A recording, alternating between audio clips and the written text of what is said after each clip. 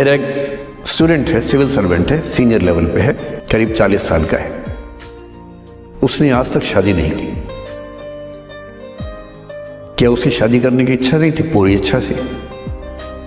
उसने शादी क्यों नहीं की जानते हैं?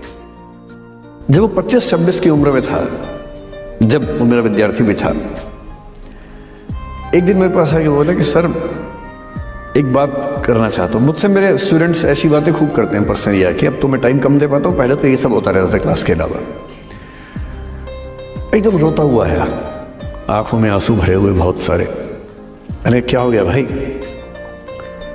तो फिर उसने किसी का नाम बताया कि सर वो भी मेरी स्टूडेंट थी, कि सर उसके साथ रिलेशनशिप थी, उसने धोखा दिया है मुझे।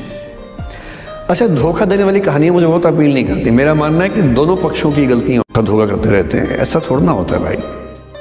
कुछ तो मजबूरियां रही होंगी, कोई यूं ही बेवफा नहीं होता, कुछ तो वजह होगी ना। आप थोड़ा उसकी वजह, उसका भी तो, उसकी कहानी भी तो सुनिए। और मैं जब जब दोनों कहानियां सुनता हूं मुझे लगता है कि मामला ग्रे है। आप किसी एक पे उंगली उठा ही नहीं सकते कि इसने ऐसा किया। दोनों की गलतियां होती हैं, ऐसा थोड़ा ना कि एक की होती है।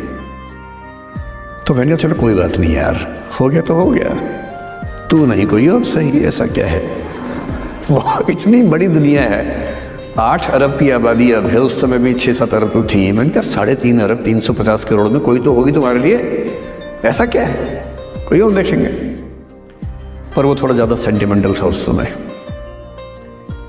धीरे धीरे पता नहीं उसके मन में क्या बैठ गया, उसके मन में ये बैठा कि दुनिया की सारी लड़कियां धोखेबाज होती हैं। ऐसे मूर्खों की कमी नहीं है दुनिया में, ऐसे मूर्खों की कमी नहीं है दुनिया में, ऐसे बहुत मूर्ख हैं। एक सैंपल से ये मान लेना कि सब ऐसे होते हैं। और उसके बाद से उसने कम से कम 10 बार कोशिश की, 10 लोगों से मिला, बातचीत की शादी के लिए। डेटिंग तो क्या करेगा 40 की उम्र में, लेकिन हाँ बातचीत करके देखा कि शायद रुचियाँ मिल जाए, स्वभाव मिल जाए तो शादी के बारे में सोचें। हर बार 3-4-5 मीटिंग के बाद वापस हट जाता है।